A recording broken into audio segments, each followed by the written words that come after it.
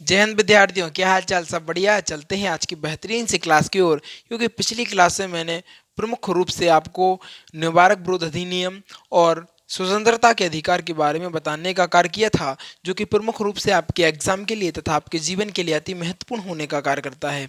आज की क्लास में हम बेहतरीन तरीके से जानने वाले हैं शोषण के विरुद्ध अधिनियम के बारे में, जो कि बहुत महत्वपूर्ण है एग्जाम की दृष्टि से। इसके अलावा राष्ट्रीय सुरक्षा कानून क्या था, इसके अलावा टाडा क्या था, टीए डीए क्या था, इसके बाद पीओटीए क्या था, सभी कानून के बारे में आज हम वार्ता करने वाले हैं। आज की क्लास में जानदार शानदार होने वाली है, क्योंकि यहाँ से बहुत ज़्यादा क्वेश्चन उठने का कार्य करते हैं, जो कि एग्जाम में बिल्कुल डिटो क्वेश्चन आपको यहीं से छपे हुए मिल जाएंगे।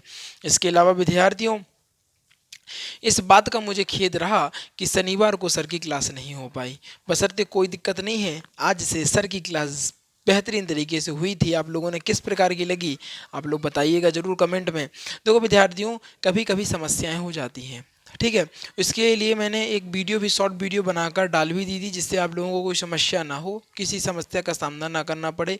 ऐसा नहीं हो कि आप 3 बजे बैठे हुए हो और सर की क्लास आएगी और सर की क्लास नहीं दिखी, तो वो कहीं ना कहीं चीज़ें गलत हो जाती हैं। इसीलिए मैं पहले ही आपको इन्फॉर्मेशन दे देता हूँ कि भैया जी आज इस सब्जेक्ट की क्लास नहीं होगी। बशर्ते कोशिश यही रहती है कि आपके लिए बेस्ट से बेस्ट चीज़ें दी जाएं। इसके अलावा आपको बता दें, फ्राइडे के दिन भी सर की जो तबीयत थी वो कहीं ना कहीं ख़राब थी, लेकिन उन्होंने कहा था ना कि हम मेडिसिन लेके एक क्लास स्टार्ट करेंगे, और मेडिसिन लेके उन्होंने क्लास को लिया। बशर्ते बहुत ज़्यादा तबीयत, वो खड़े ही नहीं हो पा रहे थे, समझ लो बहुत ज़्यादा तबीयत ख़राब हो गई, ठीक है ना। उस चक्कर में वो सैटरडे की क्लास नहीं हो पाई, बशर्ते शुक्रवार की उनने क्लास करी, ठीक है। तो चिंता मत करिएगा, क्लासें मंडे आज से, तो आज से कंटिन्यू रहेंगी अपनी, ठीक है। चिंता मत करना है। इसके अलावा विद्यार्थियों ध्यान रखिएगा, चैनल को सपोर्ट करिएगा, क्योंकि 2023 के अंतिम तक फ्यूचर एकेडमी XYZ से सबसे अधिक विद्यार्थियों का सिलेक्शन होगा। और जो विद्यार्थियों का सिलेक्शन होगा उनको हम नंबर देंगे, वो जल्दी से आ जाएंगे अपने स्टूडियो पर, उनका बेहतरीन तरीके से स्वागत किया जाएगा, उनके लिए गिफ्ट दी जाएगी, और उनको लगेगा कि नहीं, हमने जितनी मेहनत की है आज वो कहीं ना कहीं सफल हुई है। एक तो एक उनका एग्ज़ाम क्रैक हो जाएगा, एक जॉब मिल जाएगी, तभी उन्हें लग जाएगा कि नहीं, सच में फ्यूचर एकेडमी XYZ जो कहती थी उनने वो करके दिखाया है।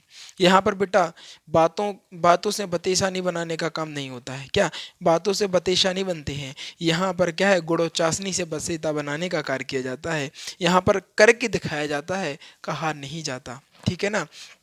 तो ध्यान रखिएगा, अगर आप सोचते हैं कि एक सरकारी नौकरी हमारे पास हो तो जुड़ जाइए बिना संकोच किए, क्योंकि मुझे पता है अधिकतर बच्चे जी के GS में इतने कमज़ोर होते हैं और वहीं से वह मात खा जाते हैं। लेकिन मैं बता दूं आपको, जी के GS के अपने पास पूरे फाउंडेशन बैच अवेलेबल है। इसके अलावा हिंदी की टीचर भी आपको बता दूंगा मैं जल्द से जल्द किस तारीख को वो आने वाली है। सारी चीज़ें बेहतरीन तरीके से रहेंगी। आप लोग बशर्ते जैसे ही आप पता चैनल के साथ जुड़ जाते हैं फ्यूचर एकेडमी XYZ से, वैसे ही आपका 40% सिलेक्शन तो पक्का हो ही जाता है। 40% सिलेक्शन हो जाता है, 60% आपको सिर्फ पढ़ना पड़ेगा, डेली रिवीजन तथा वीकली रिवीजन करना पड़ेगा, सिलेक्शन क्लियर। क्योंकि मुझे पता है मैथ तथा रीजनिंग सभी बच्चों को अधिकतर आती है, जिनको नहीं आती है उनके लिए हम टेंशन मत लो, कुछ समय के बाद आपको बताएंगे जो बेस्ट। मैं बता रहा हूँ आपको, टीचर जो ढूंढ रहा हूँ ना, मैं बेस्ट ढूंढ रहा हूँ। अपनी अपनी अपनी अपनी जो अपने अपने सब्जेक्ट के महारथी हैं वो, इस प्रकार हम उनको सब्जेक्ट, जो उनकी जो सब्जेक्ट हैं, जैसे फिजिक्स वाले सर को देखा ना आपने, कितना बेहतरीन पढ़ाते हैं वो, महारत ही हासिल है, उन्हें महारत हासिल है उस सब्जेक्ट में। तो वैसे टीचर मैं चाहूँ तो नहीं ऐसे ही कोई भी उठा के टीचर खड़ा कर दूं कि नहीं भैया तुम पढ़ा दो, तो ऐसा नहीं है विद्यार्थियों। आपके लिए मैं अच्छा सोचने का कार्य करता हूँ, तो उस टाइम में थोड़ा सा टाइम जरूर लग सकता है, बशर्ते अभी आप जीके जीएस पर फोकस करिएगा। कुछ समय के बाद मैथ का टीचर भी मैं जल्दी से जल्द आपके सामने पेश करूंगा, जो कि बेहतरीन सा मैथ का टीचर होगा। और अगर नहीं मिलेगा कोई टीचर तो मैं खुद आपको मैथ की प्रिपरेशन कराने का कार्य करूंगा, जो कहीं ना कहीं बेस्ट रहेगा। सारी चीज़ें देखो, एक आदमी सब कुछ नहीं कर सकता, मैं अकेला सारे सब्जेक्ट को नहीं देख सकता हूँ ना, ठीक है ना। इसीलिए सारे टीचरों को, जो बेस्ट टीचर हैं, अपनी अपनी लाइन के महारत हैं, महारती उन्हें हासिल है, उन टीचरों को मैं यहाँ पर लाने का कार्य कर रहा हूँ। और कंप्यूटर से भी क्वेश्चन आते हैं, कंप्यूटर के टीचर भी आने वाले हैं। वन लाइनर की आप लोगों की डिमांड थी कि नहीं सर वन लाइनर चाहिए, मुझे वन लाइनर चाहिए, तो भैया जी वन लाइनर के जो टीचर हैं वो भी आने वाले हैं। सारे टीचर, धमाका होने वाला है, क्या आपको बता दें, सरप्राइज का पिटारा खुलने वाला है, और खुशियों का पिटारा आपके लिए वो होगा, और कहीं ना कहीं सारी चीज़ें बेहतरीन रहेंगी। चलते हैं आज की क्लास की और आखिर आज की क्लास में क्या बताया गया है। अगर बात करें राष्ट्रीय सुरक्षा कानून की, तो इसे क्या है, राष्ट्रीय सुरक्षा कानून को सन 1980 में लाया गया था। क्या कारण रहे कि राष्ट्रीय सुरक्षा कानून को लाया जाने पड़ा? भैया, राष्ट्र की सुरक्षा नहीं होगी तो देश की सुरक्षा नहीं होगी। सारी चीज़ों का कोई मतलब नहीं बनता है। कोई चीज़ें समझिए ना आप, जब आपका घर सुरक्षित नहीं होगा, ठीक है ना, मान लो कोई भी आ जाए आपके घर में, घुस जाए, घुसपैठ कर दे, चोरी कर ले जाए, तो वो सही चीज़ें नहीं रहेंगी ना, आपके लिए कुछ बचेगा ही नहीं जीवन में। इसीलिए क्या बोलते हैं, राष्ट्रीय सुरक्षा कानून। पहले तो सबसे महत्वपूर्ण क्या है, राष्ट्र की सुरक्षा महत्वपूर्ण है। क्या है, राष्ट्र की सुरक्षा महत्वपूर्ण है। जब राष्ट्र की सुरक्षा रहेगी तभी हमारी सुरक्षा रहेगी, हमारे घरों की सुरक्षा रहेगी। इसीलिए यह कानून आना पड़ा। राष्ट्रीय सुरक्षा कानून इसे सन 1980 में लाया गया था। यह अभी अभी तक लागू है। क्या है, यह जो नियम है वो अभी तक लागू है। वर्तमान में यह सबसे खतरनाक अधिनियम है, और भैया सबसे खतरनाक होना भी चाहिए। क्या, वर्तमान में सबसे खतरनाक अधिनियम लागू हुआ है, और ये होना भी चाहिए भैया जी। अगर आपके राष्ट्र की सुरक्षा में कमजोरी दिखाई देगी तो यह बड़ी बड़ी सरल वाली बात है कि पड़ोसी जो देश है वो आप पर आक्रमण करने का कार्य करेंगे, आपके घर में घुसकर आपको मारने का कार्य करेंगे, जो कि कहीं ना कहीं हमारे देश के लिए बहुत बुरी बात हो जाएगी और बहुत हानि हो जाएगी हमारे देश की। तो ये कानून जो है वो खतरनाक होना भी चाहिए। इसके तहत क्या होता है, इसके तहत क्या होता है, पुलिस क्या करती है, इनकाउंटर करती है। जो अपराधी होते हैं ना, इस क्या करती हैं, जो अपराधी होती है उनका इनकाउंटर कर देती है। ना कोई सजा का प्रावधान, ना कोई, सीधा मारो गोली, खेल खत्म, पैसा हजम। क्या, ये बहुत ज़रूरी है। जैसे कोई आतंकवादी पकड़ा गया, अब आतंकवादी है, ठीक है, तो क्या होता है, राष्ट्रीय सुरक्षा कानून के तहत क्या होता है, इनकाउंटर का ऑर्डर मिलता है ऊपर से। क्या, ऊपर से इनकाउंटर का ऑर्डर मिलता है।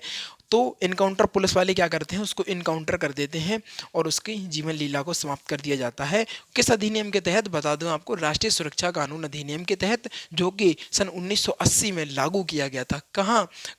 कब लाया गया था, 1980 में लागू किया गया था। यह वर्तमान की अगर बात करें सबसे खतरनाक अधिनियम है, और ये जरूरी है भैया, बहुत जरूरी है। ये खतरनाक होना भी चाहिए, मैं बार बार कह रहा हूँ आपसे, ठीक है। इसके तहत तो पुलिस वाले इनकाउंटर करने का कार्य करते हैं। इसके बाद अगर हम बात करें टाडा की, TADA, इसे सन 1985 में, कहाँ पर, सन 1985 में लाया गया था। 1985 में लाया गया था। यह आतंकवादियों के विरुद्ध इसे लाया गया था, आतंकवादियों के विरुद्ध लाया गया था। लेकिन इसका दुरुपयोग होने लगा। क्या होने लगा, दुरुपयोग होने लगा। इसलिए इसको 23 मई 1995 में, 23 मई 1995 में इसे समाप्त कर दिया गया। देखो, हमारे भारत देश में जो चीज़ें ज़रूरी हैं वही, अगर हम बात करें, देखो, अगर हम बात करें, कोई कंपनी की बात करें, अगर हम नॉर्मल तौर पर एक मोबाइल कंपनी की बात करें, तो नॉर्मल तौर पर जैसे चाइना का बता दें, सबसे ज़्यादा मार्केट फैला हुआ है अपने भारत में, चाइना का। तो इसका क्या कारण है, देखो, चाइना के लोग पहले यहाँ पर आने के बाद उन्होंने रिसर्च की। उन्होंने पहले विचारा कि लोगों को आखिर मोबाइल में चाहिए क्या है। उन्हें कम पैसे में ज़्यादा चीज़ें चाहिए होती हैं, इंडिया है वाले लोग हैं ना हम लोग, तो हमें बेस्ट कैमरा भी चाहिए, बेस्ट प्रोसेसर भी चाहिए। इसके अलावा जिस चीज़ की उन्हें डिमांड थी वो कहीं ना कहीं उन्होंने देने का कार्य किया। इसी कारण आपको बता दें, चाइना की सबसे ज़्यादा मोबाइल का नेटवर्क भारत में है। सबसे ज़्यादा मोबाइल बिकते हैं, चाइना का सबसे बड़ा। आप सोचते हैं वीवो हो गया, MI हो गया, है ना, ये सारे, इनकी ब्रांडिंग अलग अलग है।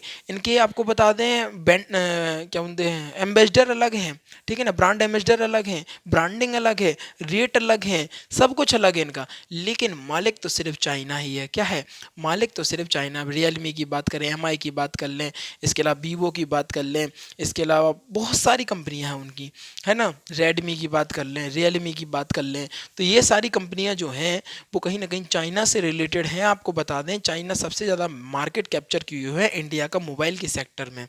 तो ये अगर हम बात करें, तो इस नियम जो जो TADA लाया गया था, यह जो नियम था 1985 में लाया गया था। लेकिन जब इसको देखा गया, आपको बता दें, जब चीज़ें अंदर से जानने के बाद, हमें कहते नहीं है, दूर के भाड़े सुहाने लगते हैं, दूर के ढोल सुहाने लगते हैं, ऐसा तो सुना ही होगा आप लोगों ने कहावत। तो दूर से लगते हैं वो, जब पास जाकर देखते हैं ना, तब असलियत का हमें पता रहता है। तो जब ये 1985 में लाया गया था, तो उन्होंने सोचा ये कहीं ना कहीं बेहतरीन तरीके से अपना कार्य करेगा, और आतंकवादी के क्षेत्र में, आतंकों के लिए, आतंकवादियों के लिए एक बहुत खतरनाक कानून रहेगा और हमारा भारत देश सुरक्षित रहेगा। लेकिन आपको बता दें, जब इस चीज़ को लागू किया गया तब यह बात का पता चला कि इसका उपयोग से ज़्यादा इसका दुरुपयोग होने लगा। जब हमें यह जब नियम लागू 1985 में यह जब लाया गया था, तो इसके आतंकवादियों के विरुद्ध लाया गया था। लेकिन देखा गया कि इसका उपयोग की जगह दुरुपयोग होने लगा है। जब इसका दुरुपयोग होने लगा है, जब किसी भी चीज़ का, किसी भी नियम का अगर भारत के प्रति दुरुपयोग होने लगेगा, तो कहीं ना कहीं भारत की जो जनता होगी, भारत के जो लोग होंगे, उनके लिए बहुत खतरनाक वाली बात होने का कार्य होगा। तो क्या किया गया, दुरुपयोग होने लगा। जब इस बात को सरकार को पता चला, तो 23 मई 1995 में इसे समाप्त कर दिया गया। सरकार ने सोचा इसको समाप्त कर ही दिया जाए तो ही अच्छा है, और इसको 23 मई 1995 में इसको समाप्त कर दिया गया। फिर इसके बाद एक एक नियम और आया, एक अधिनियम और आया, इसको बोलते हैं पीओटीए का अधिनियम। पीओटीए का जो अधिनियम था, यह भी आतंकवादियों द्वारा लाया गया था। क्या आतंकवादियों के लिए लाया गया था? देखो, आपको बता दें, आतंकवादी क्या होते हैं, भारत देश में घुसने के बाद अंदर से देश को खाने का काम करते हैं। आपने देखा होगा ना, एक लकड़ी का जो कीड़ा होता है ना, वो लकड़ी में अंदर जाने के बाद अंदर से खोखला करता है। लकड़ी को क्या करता है, अंदर से खोखला करता है। उसी प्रकार ये भारत के जो जो आपको बता दें आतंकवादी होते हैं, वो भारत में घुसने के बाद भारत को अंदर से खोखला करने का कार्य करते हैं। इसीलिए हमें भारत से आतंकवादियों को हटाने के लिए सख्त से सख्त नियम लाने पड़ते हैं। आपको बता दें, पीओटीए के तहत इसमें यह भी एक आतंकवादी नियम लाया गया था। ठीक है, और इसे कब लाया गया था भैया जी? इसको लाया गया था 2001 में। इसको 1995 में ख़त्म कर दिया गया, और इसके बाद लाया गया पीओटीए, और इसको 2001 में लाया गया था। 2001 में प्रारंभ करने के बाद इसको 2004 में समाप्त कर दिया गया। क्या कर दिया गया? 2004 में समाप्त कर दिया गया, जब उनको लगा कि इस कानून से विशेष कोई प्रभाव नहीं पड़ रहा है, विशेष कोई कोई अपन को बेनिफिट नहीं मिल रहा है, कोई उस टाइप का नहीं हो रहा है, समझ रहे हैं ना, अपना फ़ायदा नहीं हो रहा उस चीज़ से, तो उसको 2004 में इसको समाप्त कर दिया गया। और कहीं ना कहीं इसका भी दुरुपयोग होने लगा हो, वो तो देखो सरकार जाने है, और ये नियम वाले बनाने वाले जाने। ये तो देखो, कुछ चीज़ें ऐसी होती हैं जो हमें पब्लिकली नहीं बताई जाती हैं। बहुत सारी चीज़ें ऐसी होती हैं, क्योंकि अगर सारी चीज़ें पब्लिकली कर दी जाएंगी ना, तो जो जनता है वो पैनिक होने लगेगी, डरने लगेगी। वो चीज़ें वो अपने लिए पता बहुत नुकसान वाली बात होती है। जैसे हम आपको बात करें, हम एक बैंक की बात करें, जैसे एक बैंक को कहा जाए कि मान लो एग्जाम्पल के तौर पर कोई भी बैंक लिया जाए, किसी भी बैंक में कहा जाए कि ये बैंक दिवालिया होने वाला है, उसको लिया जाए और उसके अखबार में डाल दिया जाए। अब जो दिवालिया 1 साल बाद होना है ना, वो उसी दिन हो जाएगा जिस दिन अखबार में छपेगा। कहना सर ऐसा क्यों हो जाएगा? भैया, जब किसी को पता चलेगा कि ये वाला बैंक का दिवाला निकलने वाला है, तो सब लोग अपना अपना पैसा निकाल लेंगे उस बैंक से। अब जब उस बैंक से सारा पैसा निकाल लिया जाएगा, तो वो तो उसी दिन दिवालिया हो जाएगा, 1 साल पहले की जगह, है ना। तो ये सारी समस्या हो जाती हैं। तो कभी कभी ऐसा होता है कि हमें सारी चीज़ें पब्लिकली नहीं बताई जाती हैं, जिससे कि आप लोगों के लिए बहुत अच्छा हो। आप लोगों के लिए सरकारें जो होती हैं, वो आप लोगों के लिए ही सोचती हैं, आपके लिए बेस्ट काम करने का कार्य करती हैं। बशर्ते क्या राजनीति मिक्स हो जाती है, तो कहीं ना कहीं गड़बड़ वाली चीज़ें प्रारंभ हो जाती हैं। इसके बाद बात करेंगे हम, इसके बाद बात करेंगे बहुत महत्वपूर्ण भैया जी, अगर इसको पढ़ डाला तो लाइव झिंगा लाला है ना। वेरी वेरी इंपॉर्टेंट लिख लीजिएगा भैया, बहुत ज़्यादा आता है। इसके अलावा आपको बता दें, यूपी पुलिस, एमपी पुलिस बता दें, एमटीएस बता दें, आरआरबी बता दें, रेलवे पुलिस का तो ये फेवरेट क्वेश्चन है, ये फेवरेट सेक्टर ही है। शोषण के विरुद्ध अधिनियम इतना महत्वपूर्ण हो जाता है, और कहीं ना कहीं यह अधिनियम हमें पता होना चाहिए, क्योंकि ये बहुत महत्वपूर्ण है। मैं बार बार कहता हूँ, सारी चीज़ें जो है ना आपके जीवन के लिए तथा आपके एग्जाम के लिए, आपके एग्जाम में आएंगे इसलिए, आपके एग्जाम के लिए, लेकिन आपके जीवन के लिए इसलिए है क्योंकि आपको पता होना चाहिए। जो विद्यार्थी तैयारी कर रहे हैं उनके लिए तो अच्छा है ही, और जो नहीं भी कर रहे हैं उनको भी पता होना चाहिए कि आखिर हमारे संविधान में लिखा क्या है और हमें किन किन प्रकार के अधिकार प्राप्त हैं। बहुत सारे लोगों को यही पता ही नहीं होता कि हमें आखिर अधिकार कौन से प्राप्त हैं। और मान लो कोई आपके ऊपर पुलिस वाला जबरदस्ती करता है, बिना तौर पर, बिना किसी सबूत के आधार पर, बिना वारंट के आधार पर, आप कुछ नहीं कर पाते, क्योंकि आपको उस चीज़ की जानकारी नहीं होती है ना भैया। ठीक है ना, तो उस चीज़ की आपको जानकारी नहीं होती है, इस कारण आपको सारी चीज़ों की जानकारी होना चाहिए। इसको कहते हैं शोषण। अब अगर हम पढ़ने वाले हैं शोषण के विरुद्ध अधिनियम, इसमें अनुच्छेद की अगर हम बात करें तो अनुच्छेद 23 और 24 को रखा गया है विशेष रूप से। शोषण के विरुद्ध अधिनियम की अगर बात करें, शोषण विरुद्ध अधिनियम किसमें? ये सारी चीजें चल रही भैया मूल अधिकार में। किसमें चल रही हैं भैया जी? सारी चीजें ये अभी मूल अधिकार में चल रही हैं। ये मूल अधिकार जो होता है, ना ही राजनेता, ना ही राजनीतिक पार्टियां, ना ही कोई से बड़ा सा बड़ा नेता, न्यायालय, कोई भी नहीं छीन सकता है। मूल अधिकार मतलब आपका अधिकार, और ये अधिकार जो होता है वो एक बार अगर लागू हो गया, मूल अधिकार के अंडर में आ गया, तो उसको हटाना बहुत मुश्किल होता है। ठीक है ना? कोई भी नेता के कहने पर, किसी भी राजनीतिक पार्टी के कहने पर ऐसा नहीं है कि मूल अधिकार को हटा दिया जाए, बहुत कठिन होता है। अगर किसी चीज का बदलाव भी करना होता है ना, तो उसका प्रोसेस इतना लेंथी होता है कि वो अगर एक ने भी मना कर दिया ना, तो वो मूल अधिकार हटेगा ही नहीं, मूल अधिकार हटेगा ही नहीं। हटाना है अगर आपको, तो बहुत लेंथी प्रोसेस होता है उसका, है ना? तो आपको बात करेंगे शोषण के विरुद्ध, तो मूल अधिकार में ही चल रहा है ये सारी चीजें। तो शोषण के विरुद्ध अधिनियम की अगर बात करें, तो इसमें आर्टिकल जो है 23 से 24 के रूप में विशेष रूप से बताया गया है। ठीक है, अगर हम बात करें शोषण से विरुद्ध अधिनियम कहाँ से कहाँ तक, क्या ना सर? 23 और 24। शोषण के विरुद्ध अधिनियम 23 से 24, शोषण के विरुद्ध अधिनियम 23 से 24, जल्दी बोलो। शोषण के विरुद्ध अधिनियम 23 से 24। अगर हम बात करें अनुच्छेद नंबर 23 की, तो अनुच्छेद नंबर 23 की हम बात करें, तो देखो इसमें प्रमुख रूप है, देखो बलात् श्रम, बालक बलात् श्रम कह सकते हैं, हाँ बलात् श्रम, जबरदस्ती श्रम, यानी जबरदस्ती श्रम, इसका ब्रैकेट में लिख दे जिससे आपको चीजें क्लियर हो गए। यानी आप किसी व्यक्ति से जबरदस्ती काम नहीं करा सकते हैं। किसके तहत भैया? अनुच्छेद नंबर 23 के तहत। किसके तहत? अनुच्छेद नंबर 23 के तहत।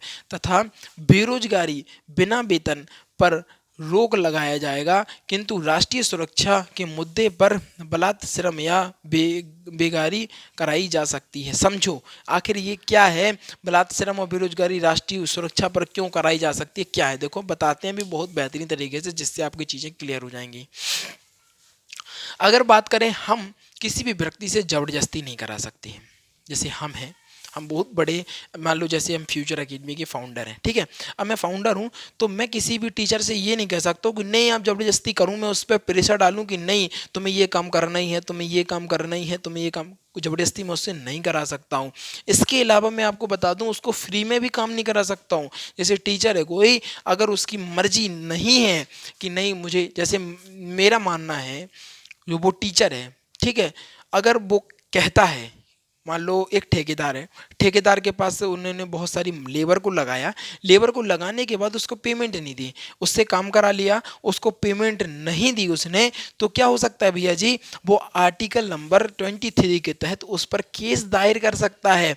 आप उस पर जबरदस्ती, एक तो जबरदस्ती काम नहीं करा सकते, ऐसा नहीं है, मान लो उसने 8 घंटा की ड्यूटी है उसकी, अब तुम उसको 12-12 घंटे जबरदस्ती करा रहे हो, क्या 12-12 घंटे जबरदस्ती करा रहे हो, तो ये क्या हो गया? जबरदस्ती। क्या हो गया? जबरदस्ती श्रम हो गया आर्टिकल नंबर 23 के तहत। और इसमें आपको बता दें, बेरोजगारी, बेरोजगारी बिना वेतन पर आप कोई भी काम नहीं करा सकते। आपने उस व्यक्ति से मजदूरी कराई, कराने के बाद उसको पेमेंट नहीं दी, पैसा नहीं दिया, तो ऐसे कैसे काम चलेगा? इसके अलावा हैं तो ये भी आप नहीं कर सकते अनुच्छेद नंबर 23 के तहत, आर्टिकल नंबर 23 के तहत। लेकिन जब भी बात आ जाती है राष्ट्रीय मुद्दे पर, राष्ट्रीय सुरक्षा के हित में, आप कहते ही नहीं है, जब अपने घर पर आती है ना, तो सीना सीना चौड़ा करने के बाद आपको बता दें, बीच में खड़े हो जाते कि नहीं मेरे घर को कोई हाथ नहीं लगा सकता। इसी प्रकार बात करें राष्ट्रीय सुरक्षा कानून की, राष्ट्रीय सुरक्षा पर जब बात आती है, राष्ट्रीय सुरक्षा पर जब बात आती है हमारे देश पर, तो ये जैसे मान लो बॉर्डर पर है, बॉर्डर पे एक गांव बसता है, गांव बसने के बाद क्या है, वहाँ पर एक दीवार खड़ी करनी है, और वो बहुत महत्वपूर्ण है। क्या है? बहुत महत्वपूर्ण है वो दीवार खड़ी करना। अगर नहीं होती है तो बहुत ज़्यादा समस्या हो सकती है, ठीक है? तो अब उन्हें अधिकार होता है कि अगर आप काम करने को, अगर आप अच्छे से राजी हो जाते हैं तो कोई दिक्कत ही नहीं। पहले तो कोई देश के हित में जब कोई काम होता है तो कोई व्यक्ति मना नहीं करता है, सबके अंदर देश प्रेम की भावना प्रमुख रूप से भरी होती है। इसके अलावा उसने मना कर दिया कि नहीं भैया मैं नहीं करूँगा ऐसा काम, मुझे नहीं करना है, तो उनको अधिकार है कि वो ज़बरदस्ती भी करा सकते हैं आपसे कि नहीं भैया आपको करना ही पड़ेगा। क्योंकि आपको बता दें आर्टिकल नंबर 23 में ये भी मेंशन है कि राष्ट्रीय सुरक्षा के मुद्दे पर अगर बात हो, राष्ट्रीय सुरक्षा की अगर बात हो, तो इसमें बलात् श्रम भी कराया जा सकता है, बेगारी भी कराई जा सकती है, यानी जबरदस्ती काम भी कराया जा सकता है, और इसमें आपको पैसा भी ना दें, ऐसा भी हो सकता है। लेकिन होता नहीं है ऐसा, ऐसा हो सकता है, लेकिन हो सकता है ऐसा, लेकिन होता नहीं है। जबरदस्ती बेरोजगारी भी आपसे क्या बोल सकते हैं, आपसे काम भी कराया जा सकता है और आपको पैसा भी ना दिया जाए, ऐसा भी हो सकता है। कभी कभी बहुत ज़्यादा समस्याएं हो जाती हैं, ठीक है? तो हमने आज भी पढ़ा आर्टिकल नंबर 23। अब बात करेंगे मैं आर्टिकल नंबर 24 के बारे में। 14 वर्ष से कम उम्र के जो बच्चे होते हैं वह खतरनाक कामों में नहीं लगाया जा सकता। आर्टिकल नंबर 24 के अनुसार आप 14 वर्ष के जो बच्चे होते हैं, 14 वर्ष के बच्चों को आप 14 वर्ष से कम उम्र के बच्चों को कोई खतरनाक काम में नहीं लगा सकते हैं। अब क्या ना सर, खतरनाक के लिए क्या मतलब समझ में नहीं आया। पेट पालने के लिए तो सभी लोग सब कुछ कर रहे हैं, छोटे छोटे बच्चे का प्लेट धो रहे हैं।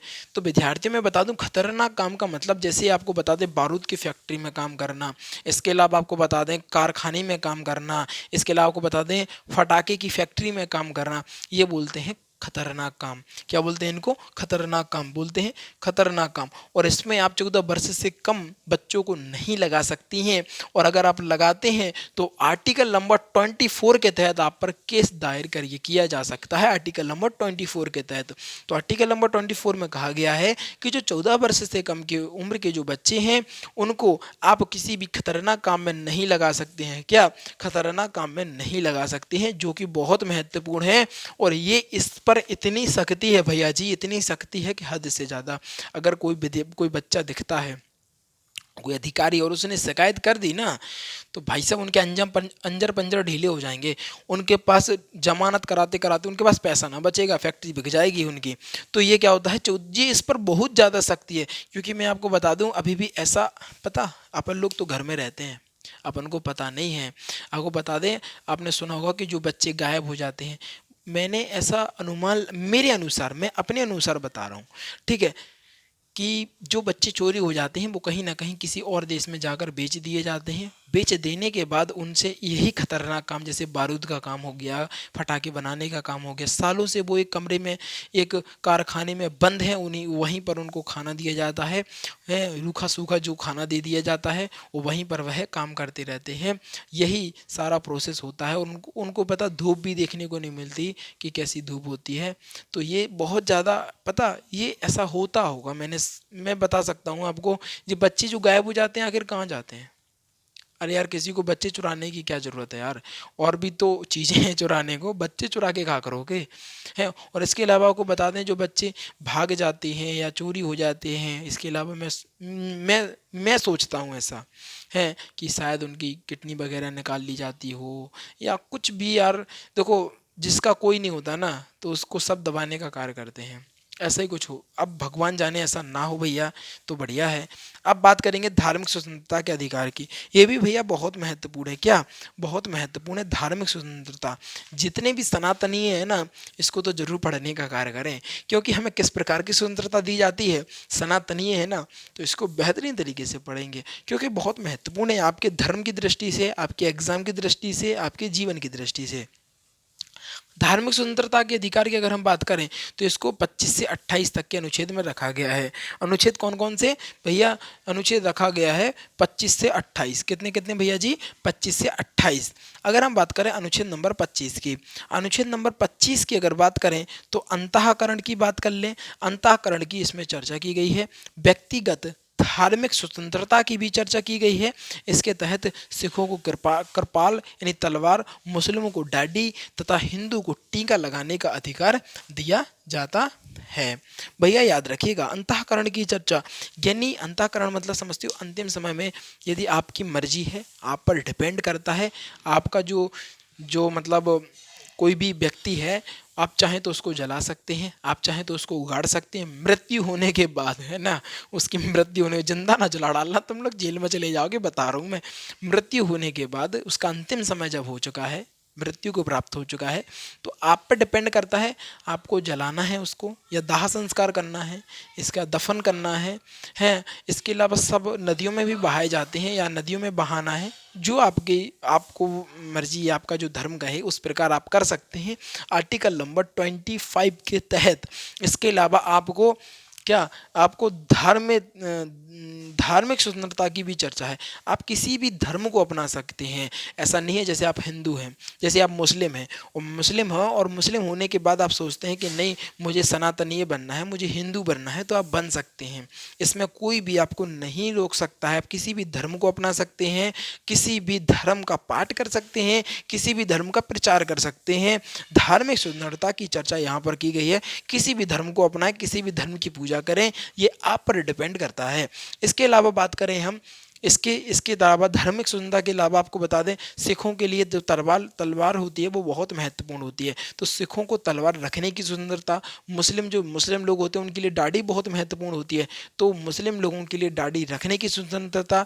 इसके अलावा हिंदू जो लोग होते हैं उनके लिए टीका तिलक बहुत महत्वपूर्ण होता है, तो उनको तिलक रखने की स्वतंत्रता, यानी आपके धर्म में जो होता है आप उसको रख सकते हैं। यह सारी स्वतंत्रता दी गई है आर्टिकल नंबर 25 के तहत। इसके बाद बात करने का कार्य करेंगे हम अनुच्छेद नंबर 26। इसमें सामूहिक धार्मिक स्वतंत्रता दी है। इसके तहत यज्ञ हवन, ठीक है, की अनुमति हमें मिलती है। सुनो, धार्मिक स्वतंत्रता यानी इसके तहत आर्टिकल नंबर 26 के तहत आप अपने धर्म का प्रचार प्रसार कर सकते हैं। जैसे मैं सनातनी हूँ तो मैं सनातन का प्रचार कर सकता हूँ। आप कोई किसी भी धर्म से बिलोंग करते हो, आप किसी भी और किसी भी धर्म से बिलोंग करते हो, किसी भी धर्म का प्रचार कर सकते हैं। ऐसा नहीं है कि आप मुस्लिम हैं तो सनातनियों का प्रचार नहीं कर सकते हैं, आप सब कुछ कर सकते हैं। ये आप पर डिपेंड करता है आर्टिकल नंबर 26 के तहत, बशर्ते क्या है सोच का फर्क होता है और कुछ नहीं है। तो क्या है, सामूहिक स्वतंत्रता, आप धर्म का प्रचार प्रसार कर सकते हैं आर्टिकल नंबर 26 के अनुसार। और इसमें एक चर्चा और है, इसके अलावा आप अपने धर्म के लिए यज्ञ कर सकते हैं, हवन कर सकते हैं। इसके अलावा आप मुस्लिम हैं तो नमाज पढ़ सकते हैं, भंडारा करा सकते हैं, और इसके अलावा क्या बोल सकते हैं, जो भी आपके लिए प्रसाद वितरण करा सकते हैं, जो भी आपको करना है, कथा करवा सकते हैं, है ना, और क्या बोलते हैं भागवत करा सकते हैं, राम कथा करा, बहुत सारी चीज़ें हैं जो आप अपने धर्म के लिए कर सकते हैं। वो सारी चीज़ें कर सकते हैं आर्टिकल नंबर 26 के तहत। कैसी लगी, जानदार क्लास थी कि नहीं थी? एक बार रिवीजन होकर लेते हैं, मज़ा आ जाएगा। आपको बात करें राष्ट्रीय सुरक्षा कानून की, तो इसको सन 1980 में लाया गया था। यह अभी तक लागू है। वर्तमान में सबसे खतरनाक अधिनियम है। इसके तहत तो पुलिस इनकाउंटर कर देती है। अगर हम टी या डीए की बात करें तो इसमें 1985 में लाया गया था। ये आतंकवादियों के विरुद्ध लाया गया था। इसका दुरुपयोग होने के कारण इसको 23 मई सन 1995 में इसको समाप्त कर दिया गया। पीओटीए की बात करें तो यह भी एक आतंकवादियों द्वारा लगाया जाता है, आतंकवादियों पर लगाया जाता है। इसे 2001 में प्रारंभ किया था, परंतु इसको 2004 में समाप्त कर दिया गया। शोषण के विरुद्ध अधिनियम की अगर बात करें तो शोषण के विरुद्ध जो अधिनियम है अनुच्छेद नंबर 23 से लेकर 24 के बारे में प्रमुख रूप से वार्ता की गई है। अनुच्छेद नंबर 23 की बात करें तो इसमें बलात्कार, जबरदस्ती, बेरोजगारी, इसके अलावा आप काम कराने के बाद उसको पैसा ऐसा बिना वेतन के काम नहीं करा सकते हैं राष्ट्रीय सुरक्षा के हित में, लेकिन बलात्कार तथा बेगारी को कराया जा सकता है अनुच्छेद नंबर 23 के अनुसार। आर्टिकल नंबर 24 की बात करें तो 14 वर्ष के कम बच्चों को आप खतरनाक काम में नहीं लगा सकते हैं। फिर बात करी हमने धार्मिक स्वतंत्रता के अधिकार पर, इसमें अनुच्छेद नंबर 25 से लेकर 28 के बारे में प्रमुख रूप से हमने वार्ता करने का कार्य किया। आज मैंने 25 और 26 बता दिया, कल जितने भी बचे हैं आर्टिकल उन पर हम कल चर्चा करने का कार्य करेंगे। अनुच्छेद नंबर 25 की बात करें तो अंतःकरण की चर्चा, व्यक्तिगत धार्मिक स्वतंत्रता की चर्चा। इसके तहत सिख तलवार रख सकते हैं, मुस्लिम दाढ़ी रख सकते हैं और हिंदू तिलक लगा सकते हैं। इसके तहत अनुच्छेद नंबर 26 के तहत इसमें सामूहिक धार्मिक स्वतंत्रता है। इसी के तहत यज्ञ हवन की अनुमति हमें मिलती है, यानी अपने धर्म का प्रचार करने की अनुमति हमें दी जाती है। कैसी लगी आज की क्लास? मज़ा आया कि नहीं आया भैया जी? मैं आपके लिए बहुत मेहनत करता हूँ, बरसाते आपको भी पूरी मेहनत करनी चाहिए अपने जीवन के लिए, अपने एग्ज़ाम के लिए तथा अपने चैनल के लिए। क्या है, ये चैनल आप लोगों का है, फ्यूचर एकेडमी XYZ, फ्यूचर यानी भविष्य एकेडमी।